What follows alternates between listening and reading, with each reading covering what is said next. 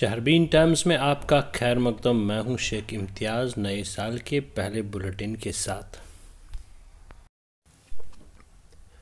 فروری 2019 میں اسمبلی انتخابات، درکار انتظامات پر سول و سیکورٹی حکام کی توجہ مرکوز۔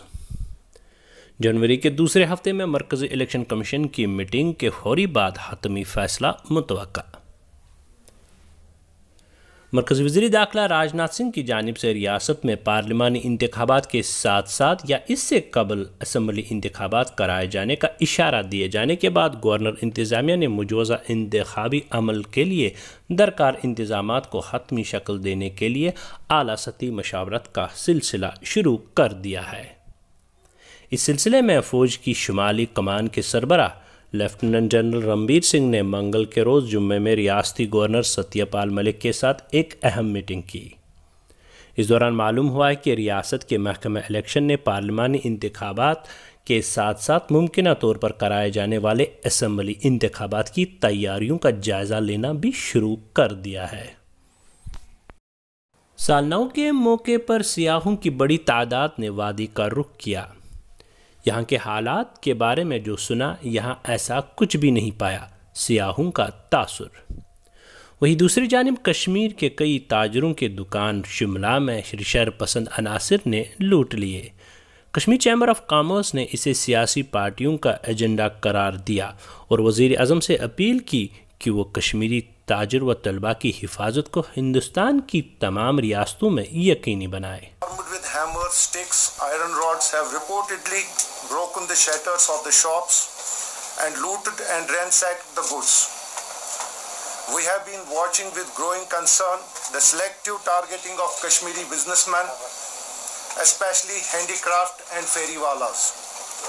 The incidents in Shimla is the result of hate propaganda, and we appeal to the Honorable Prime Minister of the country to send a clear message for safeguarding and protection of businessmen and students from Jammu and Kashmir, wherever they may choose to be.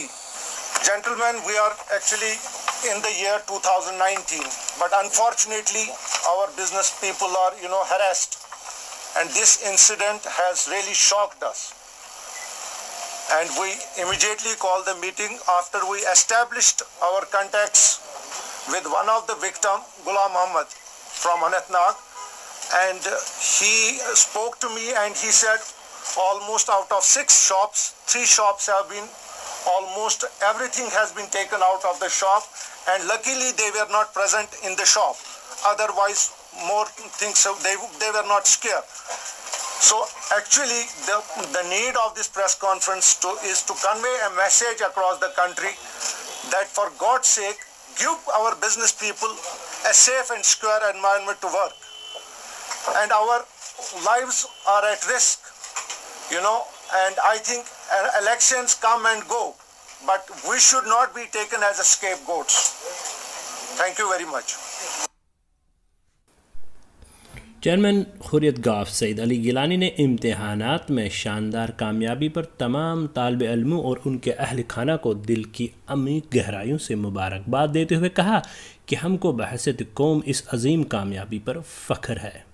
انہوں نے کہا کہ خوف و دہشت کے نامساعد حالات میں ایسی حوصلہ افزا کامیابی ایک منفرد ہدف ہے جو روزمرہ کی مارداڑ شبانہ چھاپوں، کریک ڈاؤنوں اور مسلسل حراستوں کے مایوس کن ماحول کے باوجود حاصل کیا گیا۔ بزرگ مزاحمتی قائد نے کہا کہ ہمارے بچوں نے انتھک محنت اور خلوص سے یہ بات ثابت کر دی کہ ہمارے نوجوان نسل آزادی کی راہ پر گامزن ہے۔ سعید علی گیلانی نے کہا، آپ کی کامیابی نے آزادی پسندوں کی اس دلیل کو ثابت کر دکھایا کہ تعلیم اور آزادی کا چولی دامن کا ساتھ ہے۔ موسمیاتی ماہرین نے خبردار کیا ہے کہ مغربی ہوائیں ریاست جموں و کشمیر میں داخل ہوئی ہیں، جو 1 سے 6 جنوری تک ٹنل کے آر پر ہلکی تا باری برف باری کا موجب بن سکتی ہیں۔ محکمہ موسمیات کے حکام نے بتایا کہ منگل کی شام سے ہی ریاست کے تینوں خطوں کشمیر، جموں اور لداخ میں موسمی صورتحال تبدیل ہو جائے گی اور شام دیر گئے سے ہی ممکنہ طور پر بارشوں کے ساتھ ساتھ ہلکی تا درمیانہ درجے کی برف باری کا سلسلہ شروع ہو سکتا ہے۔ اس دوران محکمہ موسمیات نے 2 مراحل میں موسمی صورتحال کے کڑا رخ اختیار کیے جانے سے متعلق ایڈوائزری جاری کر دی ہے اور اس سلسلے میں جموں اور کشمیر صوبوں کے صوبائی کمشنروں کو پیشگی خبردار کرتے ہوئے یہ اندیشہ ظاہر کیا گیا کہ بھاری برف باری ہونے کی صورت میں ریاست بھر میں زمینی اور فضائی روابط بری طرح سے متاثر ہو سکتے ہیں۔ ترال سے تعلق رکھنے والے سکھ فرقے کے نوجوان نے انسانیت کی علم کو بلند کرتے ہوئے حادثے میں مضروب خاتون کے زخموں پر اپنی پگڑی باندھ کر اس کی جان بچا لی، جس دوران بعد میں پولیس نے خاتون کو علاج معالجے کے لیے اسپتال پہنچا دیا۔ ادھر فرقے کے نوجوان کی اس انسان دوست رویے کو عوامی حلقوں نے زبردست سراہنا کی۔